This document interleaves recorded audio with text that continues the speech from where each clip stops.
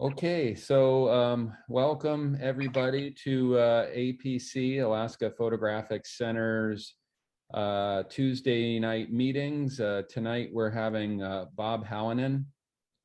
Bob is a longtime Anchorage Daily News photographer, and probably many of us have seen his images in the paper over the last, I don't know what, 30 or more years. And since Bob retired, I'm myself am really excited just to see his productivity in retirement has not diminished one bit. It seems like he's kept up his practice of photographing every day, and I've been interested just to see the kinds of images that he brings. So without further ado, I give you Bob Hallinen. Hello, welcome everybody. So I have three different groups of photos, and we probably won't get to the last one. But the first one is the weirdest and the newest and the most different from my daily news stuff. It's basically Anchorage building signs, and most of these are highly worked.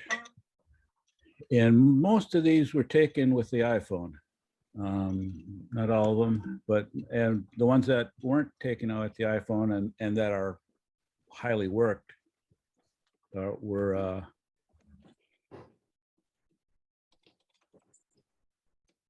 so this is pretty much straightforward. Church in our neighborhood, converted to black and white, and you know, messed with the contrast a little bit, but not very much. It's a picture that I probably would have used in the paper. I think I sent that one to the paper. Now this we probably wouldn't have used in the paper. This is a little bit different. So it was shot with the iPhone, and I've been using Snapseed program to manipulate the photos, and I've been driving around Anchorage looking for interesting buildings and interesting lights. Darwin's Theory, and I don't remember which store here the one on the right is, but so basically I just play with them in Snapseed and use different filters that are on there, and I couldn't tell you which filter I used for any of these particular photos. Just play with different things, and usually they're multiple. You know, I do several different things, and some of them do multiple times, and this was in mid-February, I believe, and it warmed up, and so this is a reflection in a puddle on the edge of the road. It's pretty much straightforward portrait of Ziggy Ziglar in one of his murals downtown.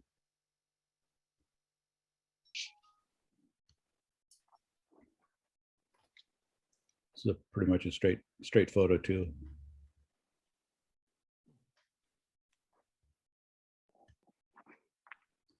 So I had done a story for the paper when I was still working there on neon signs, and so I've been continuing to shoot those, and then I've been looking for interesting buildings and shooting you know, them, and I think I shot a picture when this outfit first opened for the paper, and so I drove by. I just shot a couple pictures of the car, and her son sort of looked like he was looking at me out of the window there of the wagon, and so I drove over and, you know, introduced myself and who I was, what I was doing, and they were fine with it. And asked him if I could make a picture of him, and he said, "No, but you can take a picture of my mom," and she was into it. So straightforward picture of graffiti. That's another thing I've been shooting. This is out at Point Warrensoff, one of the old Nike sites. Been shooting the tiny houses downtown when I run across them. The neon, I've been continuing photographing neon.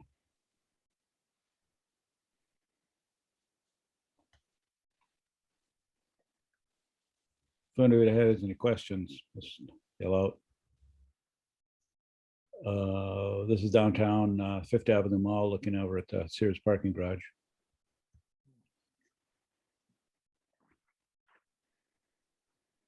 Downtown.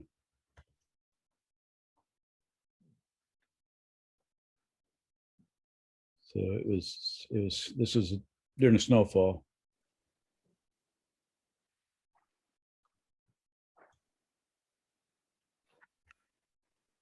Thanks, Mike. I love this one, Bob. It's all thanks to Mike and his mural. It's a great shot. Yeah, this was in Rarefied Light this past year.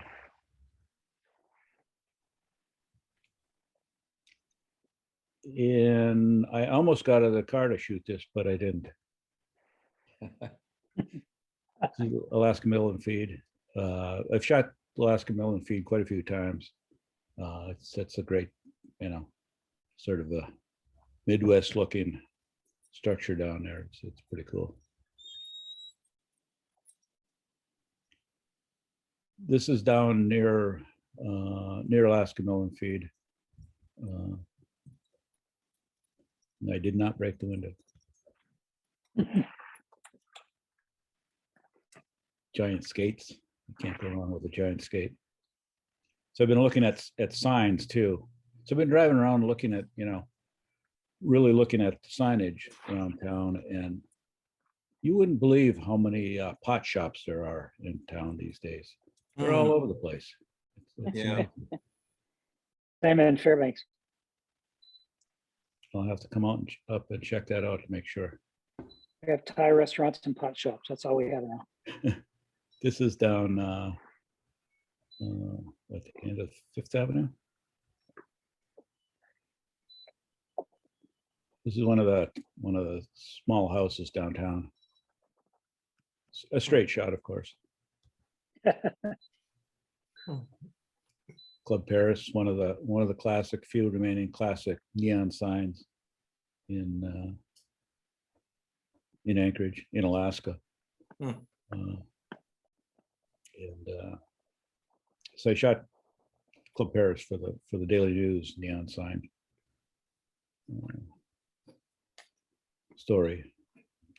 Didn't quite look like that. There'd be dinosaurs. Not quite as good as Charles's dinosaur, but what can you do? You're starting to get in on my territory here. Well, I remember that. I like that.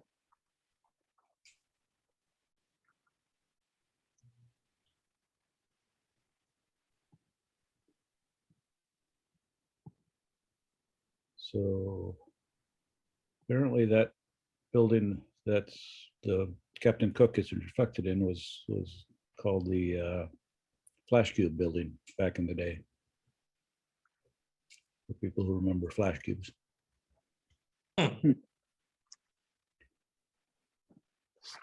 Straight shot, one of Ziggy's murals in the alley downtown.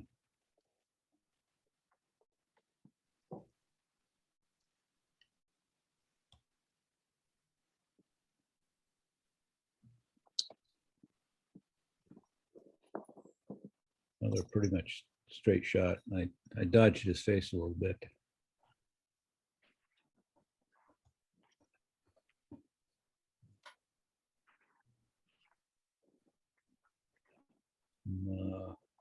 Artwork along Spenard Road.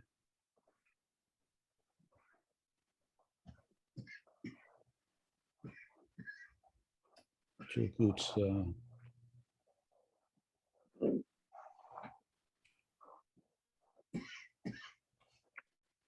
the building is in Chillicothe, but the windmill is in Chillicothe parking lot.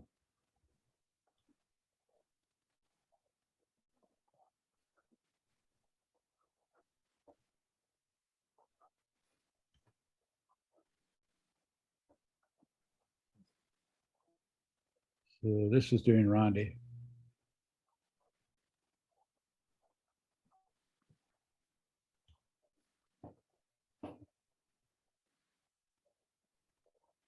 North Avenue.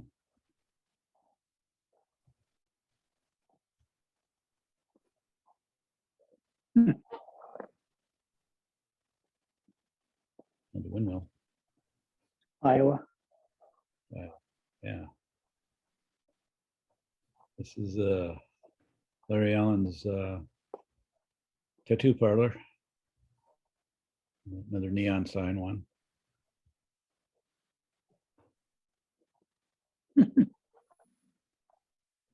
Santa's getting buried here.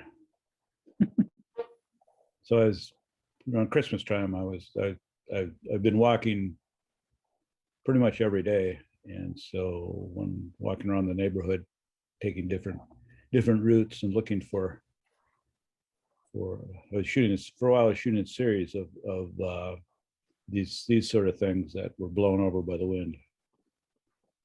Oh, it was so good. I knew you loved it, Charles, so I put it in twice. Thanks, Bob. You're welcome.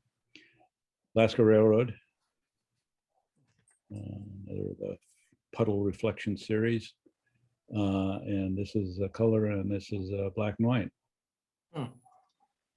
As you can see the border around there. That's this was taken with my 4x5 iPhone. It looks like a 10 type with the blue border there. The church, I don't remember the name of the church, but it's interesting looking church, and the shoe repair had something to do it. And there's black and white. Okay, here's a this is a pretty cool bar, other than the fact that somebody got shot there recently. But other than that, so here's I'm gonna just page through there pretty quickly, but this is a series of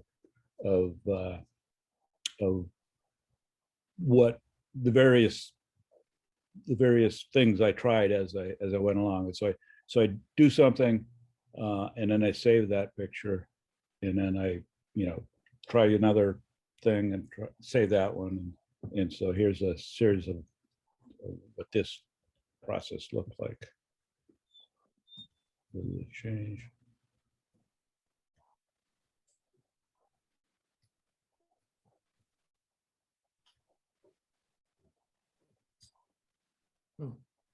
So sometimes I'll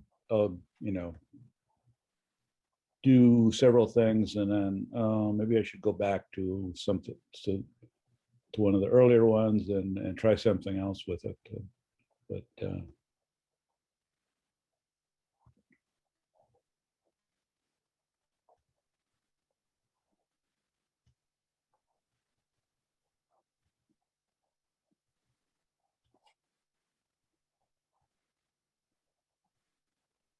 yeah, this one's with the 5 iPhone.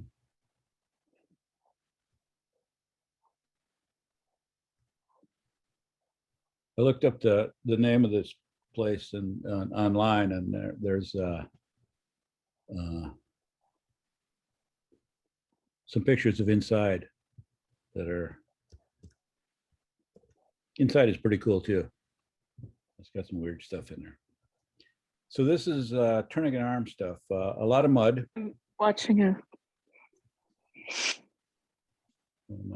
My other recent projects is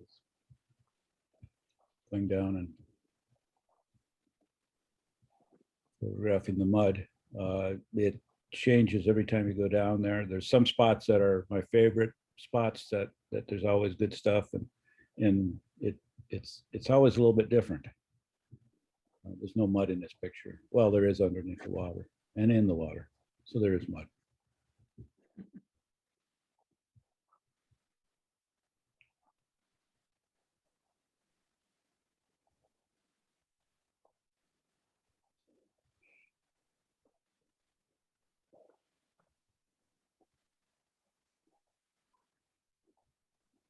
So this is a drone picture. I've got a DJI Mini 2, really small drone, and I got it basically to photograph mud. And that's really all I use it for. This is a fish. Highly worked. Another fish. So it's a hooligan. Some mud.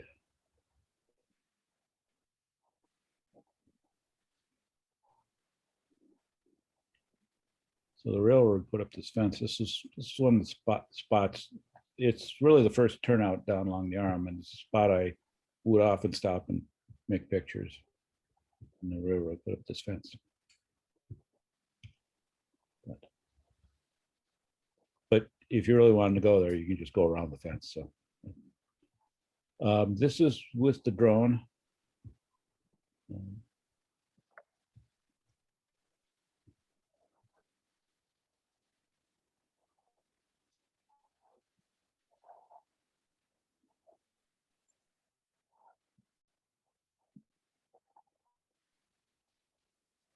More drone.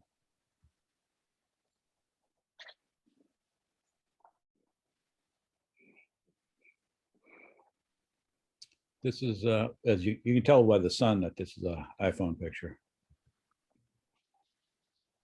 That's one of the things I don't like about the iPhone is that, you know, with a regular camera you can get sort of the sunburst effect, but with the iPhone you just get this blob of misshapen sun. So it's first world problems. Another drone picture.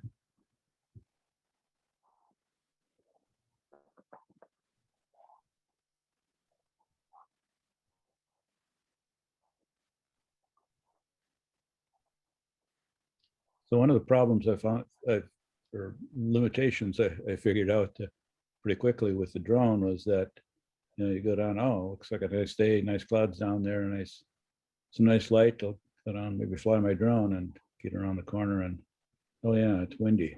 It's too windy to fly this thing. So I assume it was a railroad, but well, maybe it's not the railroad. I don't know. But that building and that tower are gone now, which is a pretty cool building because it had continuously changing graffiti on it. So I photographed it many times. This is Potter Marsh Boardwalk.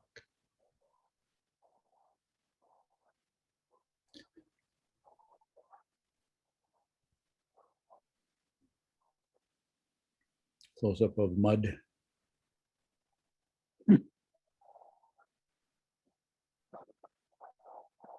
This is yeah, I think, yeah, this is a drone picture.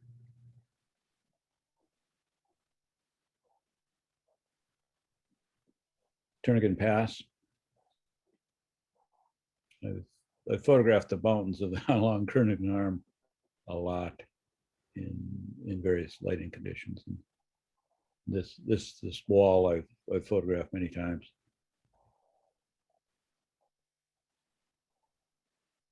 Along Turnagain Arm.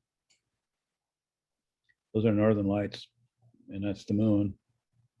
And those are car streaks, and those are mountains. Stars. Okay, so Potter Marsh ice skaters. So we'll set the camera down on the ice.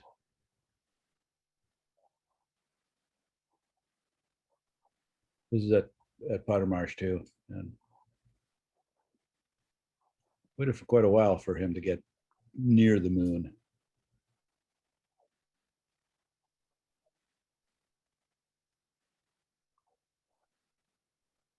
It's the Raven near down between the tunnels down at Portage. And it was sitting in snow that was sort of tracked up and, not particularly interesting photograph, but I it's a raven, so I photographed it anyway. Then it flew a little ways and landed on the ground right in front of this guardrail. And I figured, well, it's still not very interesting, but this is a shot from my car. I drove over there and then I got over there and looked at, oh yeah, it's a really dark background and that's cool light on him. And that's I think that'll work for a photograph. Hey, more mud.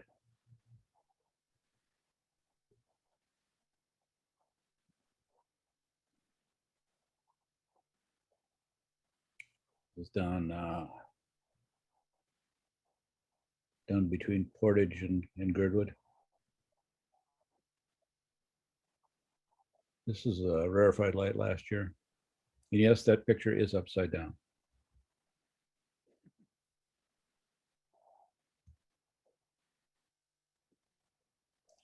This is right across from Potter Marsh. There's a lot of driftwood along there. And I regularly stop there and photograph just the grain patterns in the wood.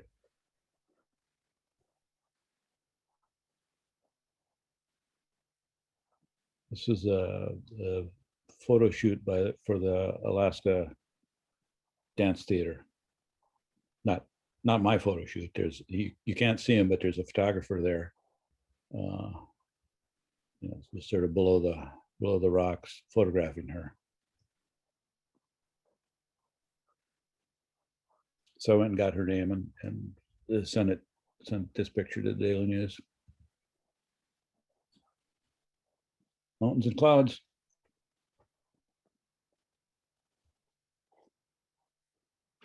Mountains and moon.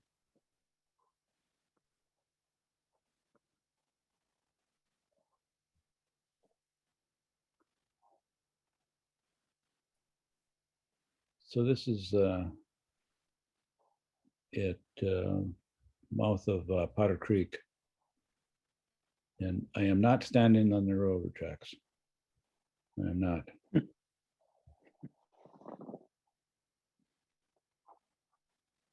This is a drone shot, and it looks like that's a ridge line, but it's not. It's a stream going in, and so it's, instead of being a ridge, it's actually a valley.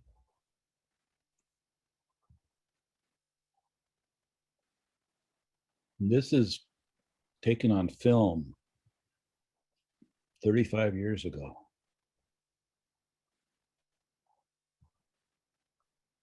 Okay. So you want to see wildlife, or are you pretty much Keep going. keep going? Okay. Yes. Yeah, let's see some more. Yes, more please.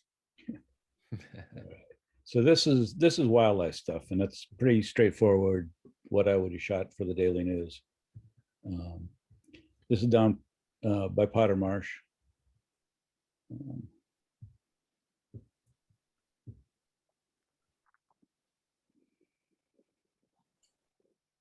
This, I could have put this in the tourniquet arm thing. This is along the arm, and they're hunting for for hooligan. So I walked out on the mud a little ways.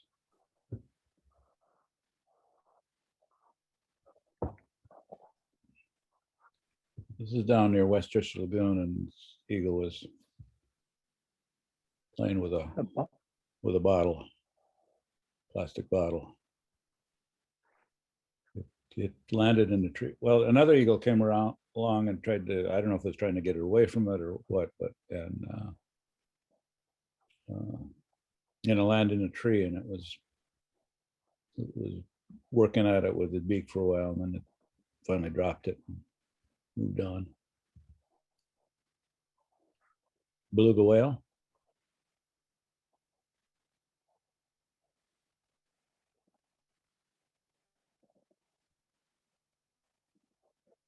So Bohemian waxing, launching with a berry in its mouth.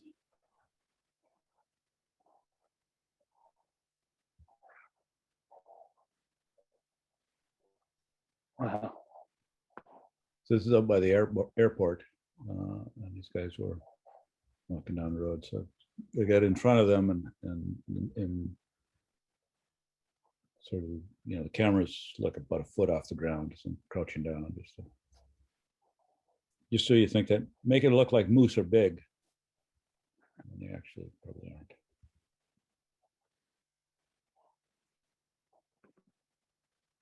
This is a shorebird over at Cheney Lake.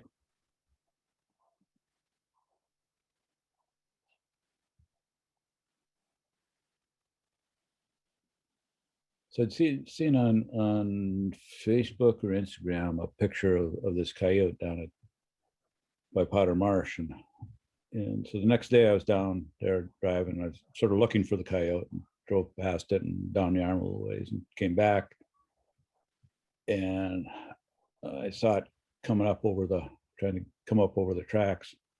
There was a moose carcass that was right by the edge of the marsh that a couple of coyotes were feeding on. And so I pulled over and shoot it, and this guy pulled up right across from it and sort of walked up, and he got pretty close to this coyote.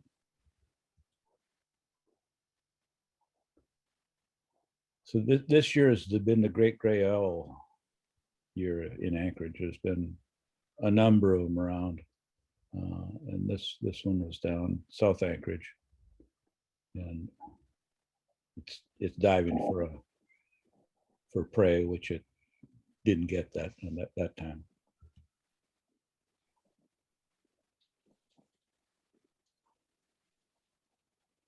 Tall sheep long, turn again arm.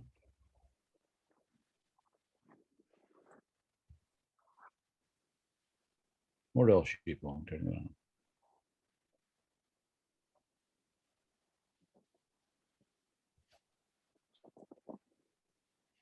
The Luna at Cheney Lake.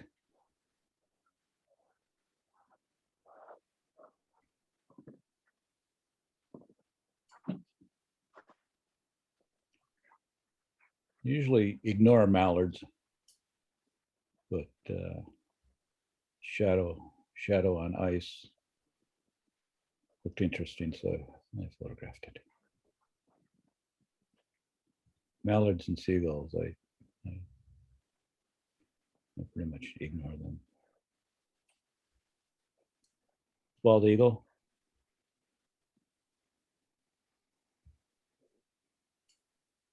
Two bald eagles and the moon.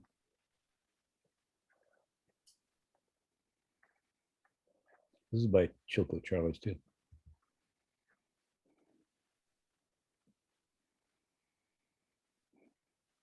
The golden eye. So that was this spring, and I photographed this, but this is probably the best one of these I've gotten. It's at East Chester Lagoon, and there's a spot where they occasionally, a few of them will come in close to the shore, but if they're close to the shore, I found that if you go there, they just sort of drift off, not in any hurry, but they drift off, and really too far away to make a good picture.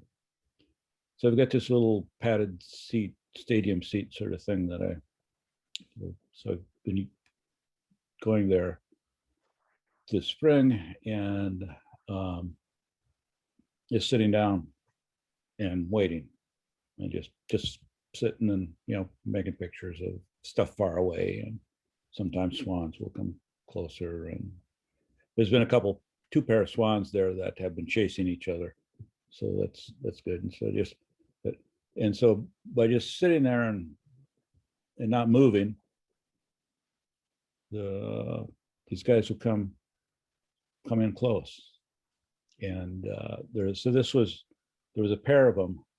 A few of the guys were paired off. Guys and gals were paired off, it seemed, and others there would be a bunch of males around one female and following her around and traveling. And so this guy, they when they're doing their mating displays, they'll throw their heads back, and sometimes they'll splash water with their feet. And they often throw their heads back, but not as often splash with their feet. And so, this guy, light was good. We did both, and he was close. It was awesome. There's some golden eyes taken off. This was last year, probably. Not this year, anyway. Some geese. So, I mean, I like shooting wildlife and birds, but if I can get something like this where it's birds and the human element is the cool pictures. Love the composition on that as well, with the road that twists in the background. Yeah,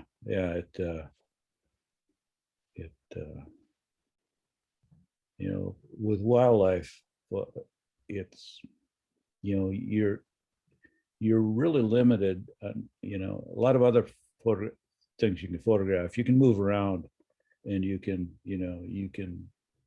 go on either side of them, or that.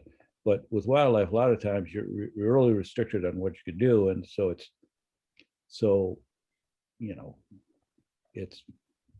it's luck that they were there, and Mm-hmm. and the light was good, and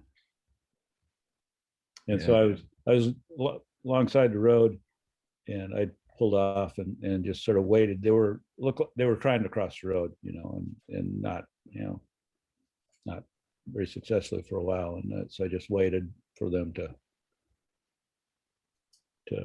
actually do it, and they finally made it across.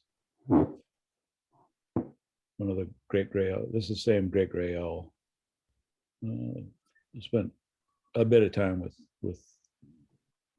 it. This is a different great gray owl. So there was a couple of photographers here at this owl. One of them,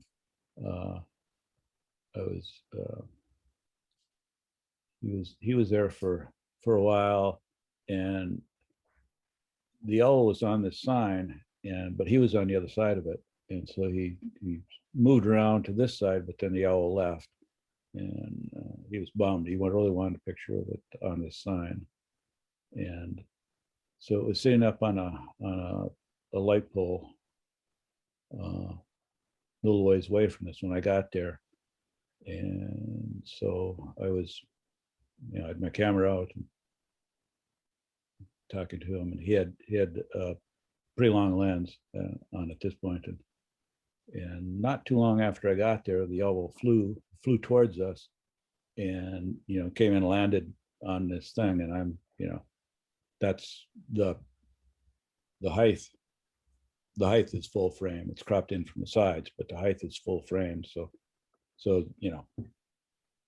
and just luck that it got it framed in the V there, and so I show up right at just moments before the right moment, and shoot a picture. And so I showed it to him. He was not happy. This is the owl down South Anchorage again. He's dove on a critter, didn't get it. But, he's about to launch back up. Eastchester Lagoon.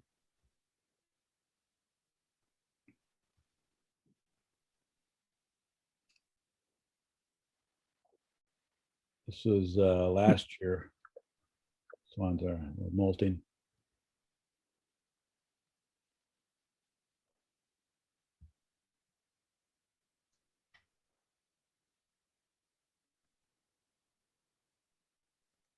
This the this was down Potter Marsh, and I'm not sure if this is the calf from the first picture or not. That from this series, a couple of years in a row, the moose had a calf there, so it may be the same calf, may not, but anyway, mom is just right down the bank there on the left, and these folks are way too close. I was gonna ask if you said anything to those people after you took the picture. No, I didn't. Just wait to see if mom gets mad. I usually don't. I'll occasionally do it. I didn't do it this time. I was sort of hoping that mom would come up and visit them, but Best way to learn. I just had to ask. moose and snowstorm.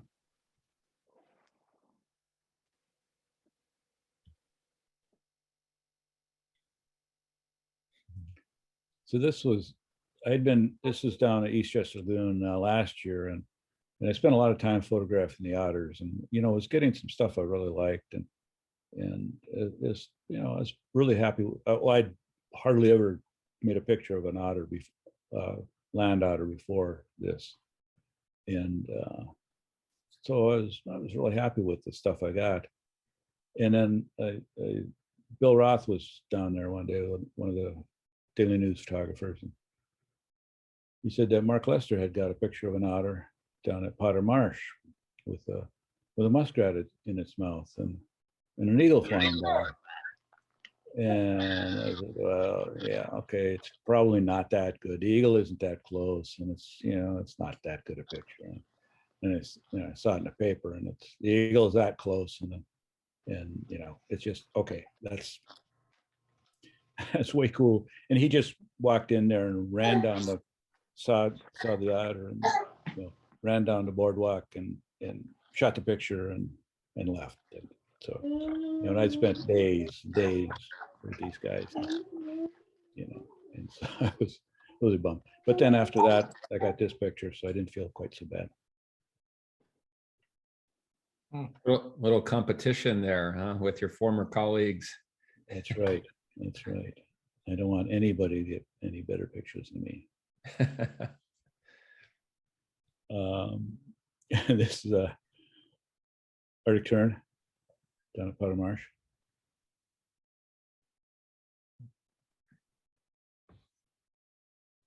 This is last year's moose down at Potter Marsh. It's going across the.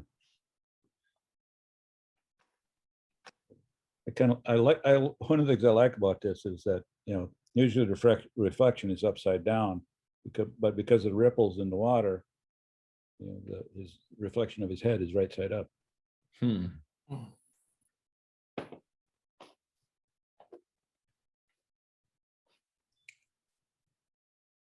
This is one of the nesting swans down at Potter Marsh, and they don't like other swans, and they don't like geese.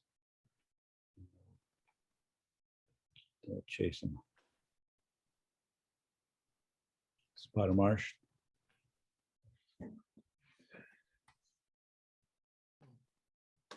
So this is don't leave until the sun is gone completely. There were some other photographers down there, and most of them left after the sun left. The railroad embankment blocked the sun from hitting the swans, but it was lighting up the trees behind them yet. So you got this reflection of the trees behind them that were lit by the sun. So never leave until the last light is gone. It's one of the swans down there taking a bath.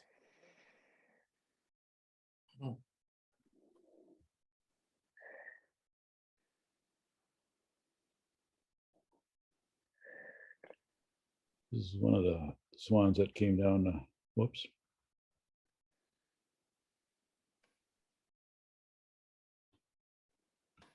What happened? I think you just clicked away from Bridge or whatever program. If you click back to Oh, okay. Photo Mechanic, yeah, Oh, you should. okay. All right. Let me get the final few pictures.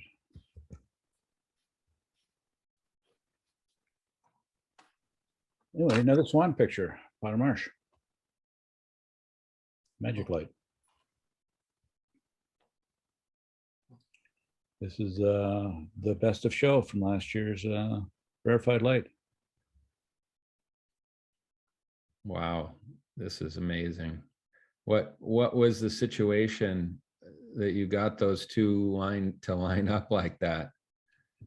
Well, it was down along the arm, and it was at one of the turnouts. So I'm shooting out my car window, which a lot of wildlife is shot out of my car window.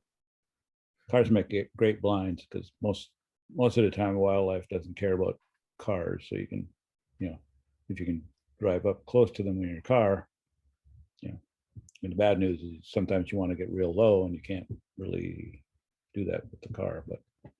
But anyway, this is down there, and there were just these couple ravens and moving along, and they just happened to line up. I mean, I shot them as they moved along the and actually they're right along the guardrail again, but to the right side of the picture, it's cropped out is one of the posts for the guardrail is in the original image, so it's just luck, just being there, shoot some more, and eventually something may line up. Yeah, that's great. This is down along this is in town, and one of the buildings on Northern Lights, these ravens were coasting around the buildings. That's on a windy day, that's a great place to photograph ravens, is in the bigger buildings downtown. They'll ride the updrafts around the building. Fox down to South Anchorage.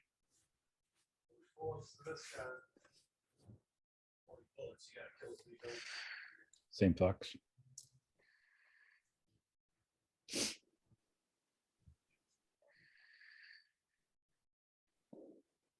One of the Eastchester otters.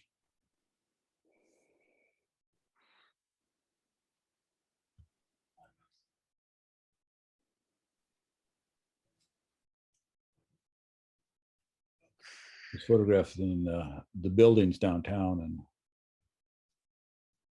this raven was cooperative.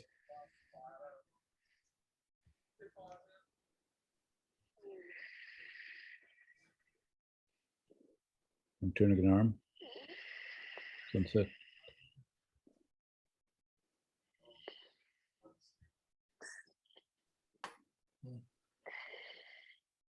This is the Potter Marsh swan family. They're out on the across from the marsh on the mud flats.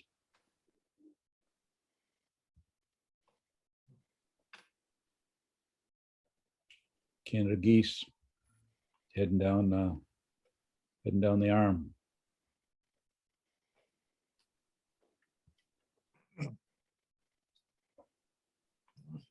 Tall sheep.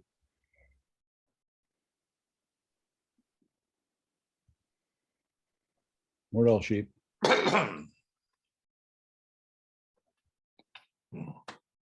More tall sheep. Well, another tall sheep.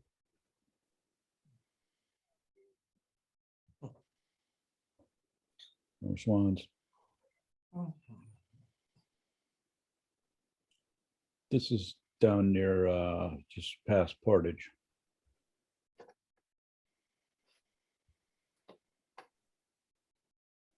Another great gray owl. Wow. This is the one down South Anchorage. That's all I got. I think that's enough. Yeah. Or that's good. I More mean, than enough. yeah, Very nice, Bob. very good. If anybody Very has good, any Bob. questions, I will glad to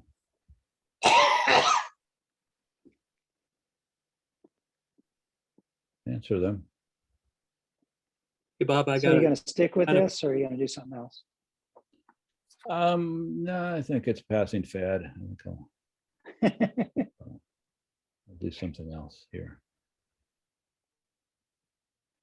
I got a comment, Bob. So on some of those mud images from the arm, Mhm. it really looked like they were almost like film grain that I would see in the textures on those. It's very satisfying to see what even is remotely resembling film grain somehow. Yeah, I think some of that is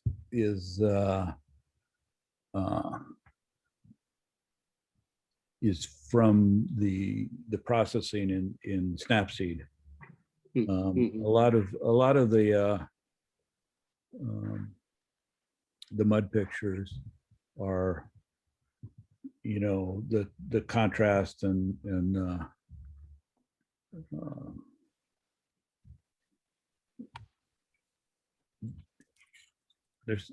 they're work more than they would for the daily news sort of thing, I guess, one way of putting it.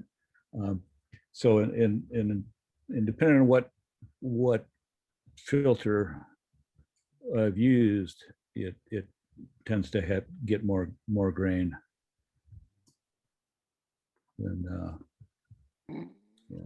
So Bob, am I understanding you're working the drone pictures in Snapseed as well then? yes. Okay. Yeah.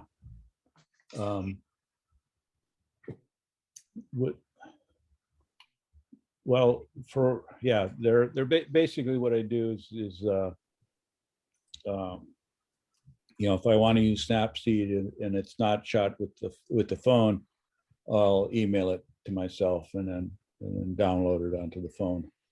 Oh, I see. Okay. You And, can unshare your screen if you want, so people can see each other. stop share. Oh, there. Okay. There we go. Or not. Yeah, I was going to do that, and then well, how do I do that? Yes, yeah. So I tend to use Snapseed a lot, even for stuff I've shot with the Nikons. Just like the Raven, the 2 Raven picture that was best to show. I worked that somewhat in Snapseed, mainly because there was the reason I tried it in Snapseed and it seemed to work was that you could do, I'm sure you could do the same thing in Photoshop, but I'm not, as Photoshop, I don't know it as well as I should to do that sort of thing. So, but Snapseed, like they've got an HDR button, so it brought out some of the some of the detail in the dark ravens, and then it also brought down the white snow background a little bit. so it my limited Photoshop skills, if I would have tried to get that detail in the raven, the snow would have just blown out. And I tried it in Photoshop first. So I So I Mhm. did that. And some of the Nikon stuff I'll import it onto the phone and use Snapseed. Bob, I'm looking at that Raven photo right now in my living room, so I'm very grateful to have that edition of it. Well, thank you for buying it. I appreciate it. Oh man, I was afraid I was afraid somebody was going to buy it before I did, so I rushed. I rushed in. Well, you have good taste. Thank you. Bob, I always love seeing your wildlife photography because it always seems like something unusual or there's some action happening, there's some story playing out, and so good stuff. What's your longest lens? What's your main wildlife lens, just out of curiosity? Well, the one I've been using most, the one I use most now, and is excuse me, a Nikon 2 to 500 f4.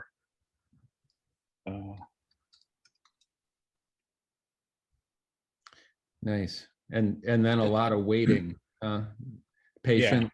Yeah, that's a secret of wildlife, is I think is just waiting for it to do something and waiting for it to do something cooler. Mhm. But yeah, the Nikon 2 to 4 or 2 to 5 is a sharp lens. It's I really like it, and it's cheap. It's not, it doesn't, it's got, like they're really expensive lenses. If you zoom them and that, it's all internal. But this one, the lens expands, sort of thing. And so I think that's part of what makes they're able to make it cheaper. But it's I don't know, $1,300 lens. The And 5.6, right? yeah, 5.6. Yeah. And with, Yeah, back in the cost day, about 10 that, grand. yeah, I mean, their 2 to 400 f4 is, 10 grand. Yeah, But 11. and but this one is, it's sharp, and focuses fast. I've been really happy with it, especially for the price. So Yeah, thanks.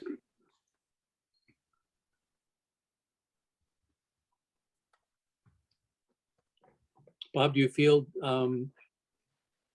are there any sort of mental gymnastics that you go through if you're in terms of black and white versus color? Do you, or is that not a factor for you? Do you think differently when you're, or are you never shooting black and white? You just make it black and white later? yeah, basically that's I shoot everything in color, and then say, well, sometimes when I'm shooting, I'm thinking, okay, this is black and white. This is going to be black and white in the end. And sometimes this might work in black and white, and sometimes it's just, okay, I'm shooting color, and I get back and look at the stuff and okay, well, let's see what it looks like in black and white, and so drop the color out and see what it looks like. And, so, and then some stuff that, okay, yeah, this needs to be black and white, and other things it's okay. I like both of them. I don't know which one's better, but so you know, I've been shooting lately. I've been shooting a lot, almost every day, and you know, I have hundreds of takes that I haven't edited yet. You know, just haven't gotten around to it yet. So there's lots of pictures that haven't been edited, haven't been worked, and so there's. Do you recommend getting the latest for iPhone photography, getting the latest and greatest version of that? My phone is so old. Wonder if I'd get better pictures if I had better equipment. Yes, if it's old, I mean, if you know, the last, if you got, you know, the second, you know, I've got the latest one. I've got the newest one. You know, the one previously, I'd say fine. I think anything before that, probably, yeah, the camera is so much better. And they've got now in the latest ones, they've got three cameras on it, basically. You know, telephoto and a normal and then a wide angle. And you know, when I came out with the wide angle, I got that right away, because especially for the mud stuff, that was great. But yeah, I would, if it was me, I would get the newest one. You know, If I can chime in too, I get the 13 Pro Max. So it has the biggest sensor, longest lens on the long lens side. yeah. And you can shoot raw on those. On a phone, you can shoot raw on a phone. Yeah, it's just a button on the Apple now. Apple Raw. It's real good. Wow. Non-compressed. Yep. I Bob, highly recommend it. can you hear me? Yes. Do you ever take a photo with your fancy pants camera and then with your iPhone and sort of compare and contrast how they each turn out and the pros and cons? Yes to part of that and no to probably the other part. A lot of the stuff, you know, unless it's wildlife, telephoto wildlife, you know, basically the iPhone has a telephoto, but not a long enough telephoto to do that. So I'll shoot, you know, wild. But a lot of the stuff, a lot of the mud and some of the other stuff, I'll shoot with the iPhone and the camera. A lot of it I shoot both. But and then I tend to, most of the stuff I post is iPhone stuff, just because it's on the iPhone already. And you know, I'll put it on Instagram and the Facebook at the same time.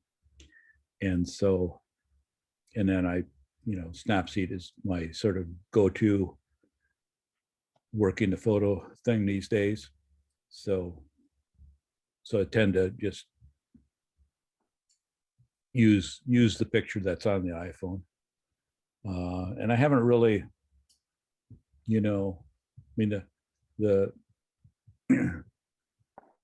depending on which camera I shoot it with, you know, if file size is important, then there's that. And iPhone has a perfectly fine file size. I mean, it's I think three of the 4 pictures from Rarefied Light this last year that I had in were taken with the iPhone.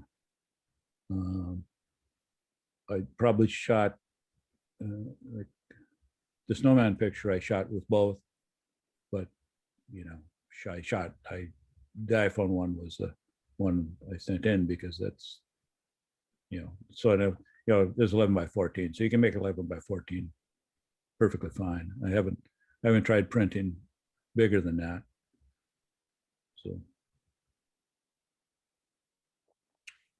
So that's. Bob, what camera do you use with the drone? I don't know what the camera is. It's it's a built-in. Oh, okay, built tiny, in. Yeah, it's a tiny little camera. Okay, And so the drone is really small too. It's the DJI Mini 2, so it's it's maybe about 4 or 5 inch long body. okay, And it's small enough that you don't have to register it with the FAA because it's so small. It's sort of okay. below there. And yeah, and I'd been thinking about getting one, but hadn't. And Paul Sauter's former Daily News photographer, who lives in Seattle now, he came up actually to see Charles's show at the museum, and he had a Mini. He's got a bigger drone too. He's got everything, but so we took a ride down the arm, and he had that Mini, and he flew it and showed it to me, and thought, oh, that's pretty cool, and had just so happened that Costco had them. So a good one for beginners then. you'd Yeah, say? yeah, Okay. it's it's small, pretty easy to use, and it it's the file size is comparable to the newest iPhone, so it's a perfectly reasonable thing to do. And I'm not, I'm the only thing I'm using it for really now is photographing mud along the arm and posting it to so Seems to be working out I'm really assuming that, but I'm assuming that's not a commercial use. To do commercial stuff with a drone, you need a pilot's license. You need a drone pilot's license. well. Okay, yeah, no, probably no commercial stuff for me, but I might dabble in that someday. I always really like drone photos. Thanks. Mhm. Yeah, with the drone, when I first got it, I was looking at someplace just to, first time flying it, just to try it out and that. And there is practically no place in Anchorage that you can fly a drone unless, the airspace is basically closed to drones. You can fly a drone if you've got a FAA license, and like the Daily News has a drone. Lauren Holmes flies it. He's got the drone license, but he, when he's going to fly, he'll basically file a flight plan, and so if you do that, you can fly in Anchorage, but Gotcha.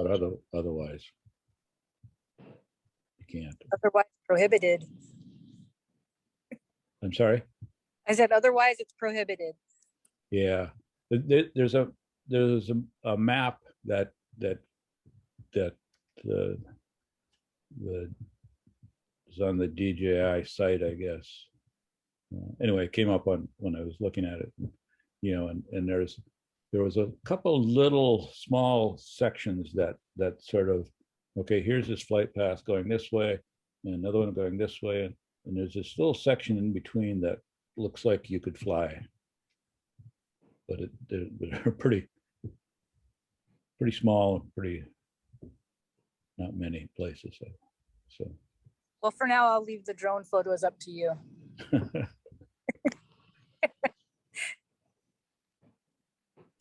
I do enjoy them though.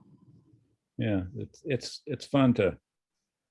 I mean, when I was thinking about drones and that, and you know, sort of ice and mud were what I wanted to do with them.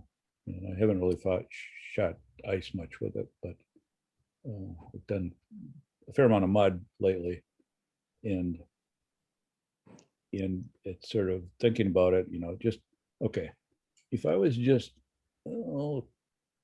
10 feet farther out and maybe 5 feet high, there'd be a cool picture there that I could get. But you know, and I've flown it higher than that and farther out than that, but it's sort of like, okay, I'm just not quite tall enough, and the mud is, you know, I'll go out onto the mud a little bit. Except I knew it, never do it anymore, darling. Little bit, but it's sort of, you know, it's you know, so I'm pretty careful about when I go and where I go. Sometimes, you know, you go out there and it okay, this is pretty solid, you know, and Yeah. okay, this is too far, you know, it starts to get a little more squishy. So Yeah. and sometimes, no, this is just not, it's, you know, the same place is, you know, it hasn't had time to dry out a little bit and get the water out, and so it's, you just don't go. So, but it's, you know, it's 20 Okay. feet. 20 feet out is about is the limit of my. I'm not even sure I'd go that far myself, but You know, you look at the wind or the vortide surfers down there, you know, and they're walking way out. yeah, I'm not that brave. Me neither. I'll leave that up to them too. Yeah. Good info though, thanks. Mhm. Bob, do you have any plans to do to show your work in a show or a publication, or make some kind of collection of work that you've done? Well, I have no plans, specific plans, but I was thinking like the city stuff. I think that would make a cool show someplace, and you know, I'd like to do that. But I haven't approached anybody or that, you know, and I've got several book ideas, but so far I have not gone anywhere with that either. But so there's probably multiple shows that I could put together that would be, I think would be cool. Mhm. But Sure. so far I haven't. Nobody's come and knocked on my door and said, we're here to get your pictures to hang on our walls. You know, so They don't do that, Bob. They don't. You sure? No. I thought that's the way it worked. Oh, I feel I like used to tell my students, if they quit photography, the world doesn't come and beg them to come back to it. I feel like some of your series could go into like a zine or a self-published type of a book, or you know, some kind of small collection. You know, I don't know. You just work in series so nicely, and like storytelling. I probably from all those years of journalism, but you know, I don't know. Could be an interesting thing to do if you're so inclined. mhm. Yeah. But I like that idea.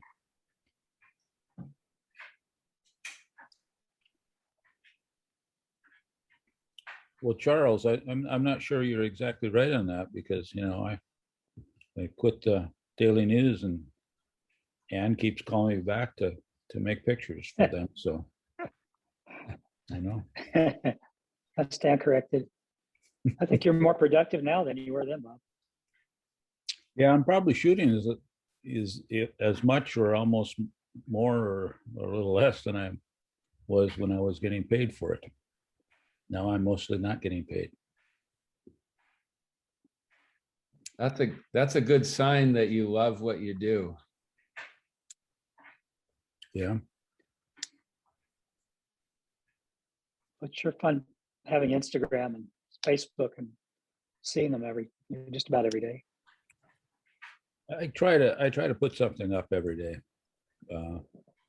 And I mean, I'm glad it's in this era that I retired because, and still there's stuff about the paper that I miss.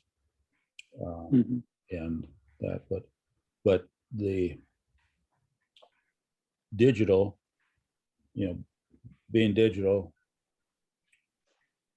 helps because you can, you know, you don't have the expense of the film and developing, you know. I mean, basically pretty much all of my photographic life, I've worked someplace and was able to, you know, get film and See the pictures. and develop, you know, develop it there. So so that was, you know, so I would, you know, if there's still film, I wouldn't be able to shoot as much as I do now. And then sort of like before, you know, when I was at the paper, you know, shoot something. Well, if it doesn't get published, it didn't happen. And so if I photographed before the interwebs, you know, I'd shoot something and it wouldn't get published, except for the few things I send into the paper. Yeah. So even And you're lucky though they came out with hardly that anybody looks 4x5. at it. What's that? You're lucky they came out with that 4x5 iPhone too. Yeah,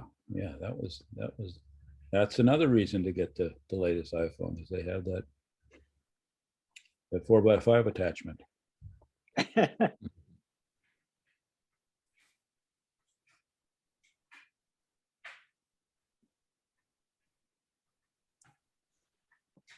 Well, I think I'm gonna walk the dog, Bob. It was great seeing all your stuff. Thanks, you guys.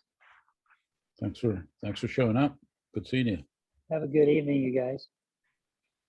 Bye, Charles. Bye, you guys. Well, I guess, you know, if there are any other questions, maybe we could get our last questions in.